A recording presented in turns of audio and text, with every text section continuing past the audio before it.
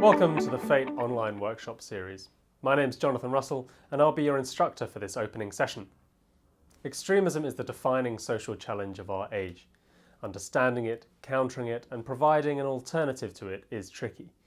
In this module we'll get to grips with the what, the why and the how of various forms of extremism and look at how we, collectively, can work together to defeat it. So let's roll up our sleeves and get cracking. You can ask me questions below in the comment box, through the Fate Online forum or through my Twitter handle, @jrussellesq. To get us started, we're going to take a rollercoaster journey through the counter-extremism environment and highlight some of the key issues we will encounter throughout these workshops. When looking at counter-extremism, there are two things we need to establish very early on. First is that countering extremism, countering terrorism, involves every sector of society and every single level of society. The radicalisation and extremism processes are complex, multifaceted, and crisscross multiple environments.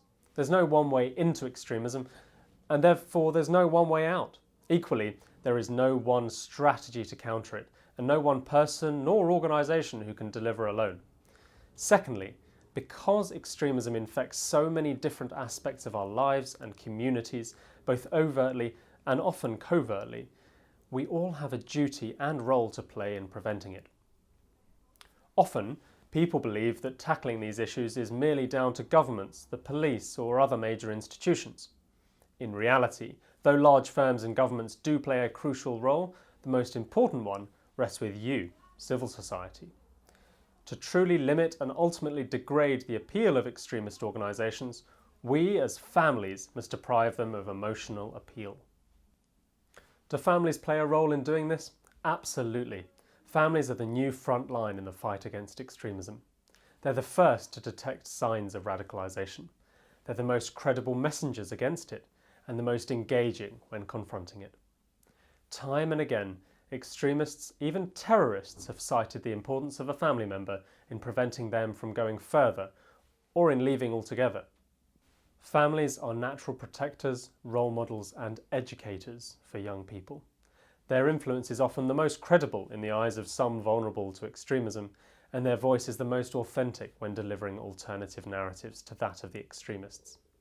Credibility and authenticity cannot be overstated in the counter-extremism space.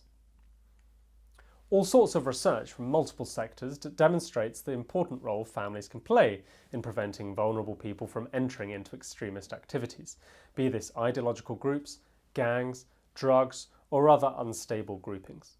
These reports, which come from a CVE, drug and gang intervention background, illustrate this effectively and show how and when families have been the most vital tipping point in de-energising extremist activity.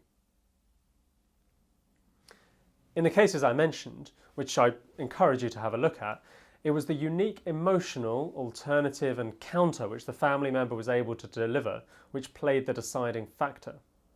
Again, the credibility and authenticity of the narrative from the family member carried far greater weight than that of an external agency. We all want to protect and safeguard our families, so is protecting them from extremism any different from other harmful groups or activities? In many cases, the answer is no. Families are already organically equipped to begin engaging with a vulnerable person in an effective manner. Knowing the ins and outs of geopolitics and ideology is certainly helpful, particularly downstream, but to begin socialising someone away from harmful narratives, there are some simple things you can deploy too. Part of what extremists do is to impose a binary, black and white view on those they are recruiting. To counterbalance this and to generate resilience to these kind of oversimplifications from a young age, it's important to constantly highlight and celebrate different views, diversity and pluralism. This could be over conversations at the dinner table or by encouraging a mixture of friendship groups and new hobbies. Simple steps like this can build a person's 360-degree vision and experience, decreasing their likelihood of finding a singular, hateful narrative appealing. Discussion is, of course, key to this. It's important that vulnerable people feel that they can discuss their issues or beliefs without feeling pressured or unsafe. This is not to say you can't challenge them and offer alternatives. Family discussions however difficult, can sensitise people into different points of view and encourage openness. Sometimes this can prove hard. This is why it's important to map and identify who in the family has the most credibility with the vulnerable person. This could come in the form of a cousin, a sibling, or a grandfather, for example. Family interventions on difficult subjects should be holistic. This isn't just down to mum and dad. Knowing how extremists operate is important too. This may mean brushing up on some of your digital skills and navigating social media, or being aware of particular study groups or centres where extremists have known to recruit or preach. Extremists, whether they're Islamists, far-right extremists or the far left, often have similar recruitment patterns and use technology and community interest points as a way of preying on vulnerable people. By identifying this early, you can keep an eye on how things are progressing and act where you see fit. Naturally, the acting part is where things get a little bit more tricky. In future models, we'll explore how you can do this and identify common trends and behaviours in a loved one being recruited. However, we have to acknowledge that there is no definitive pattern and therefore keep an open mind. For example, a person dropping out of school and growing their hair long doesn't mean that they're going to join an extremist organisation. Equally, a grade A student and football lover doesn't mean they're immune either. So what families need to do is look for sudden fluctuations in behaviour and then watch this closely. We'll look at this a little bit more later on. Families have an incredible important role to play in countering extremism and are uniquely placed to make the crucial impact we need to do to end the recruitment of our loved ones. But don't just take it from me. Fate is a network with a wealth of experience in supporting families to challenge extremism of all kinds and to support them when it strikes. Here are 3 great resources which can help you understand the role of families in CVE and the practical steps you can take.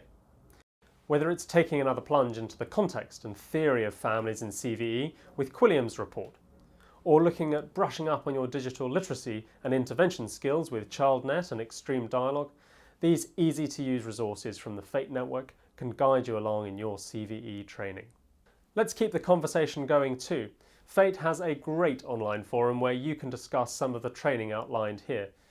We also have the Fate community pages and a series of live streams and Twitter question and answer sessions coming up soon, so you tell us what you need. We hope you have enjoyed this introductory session.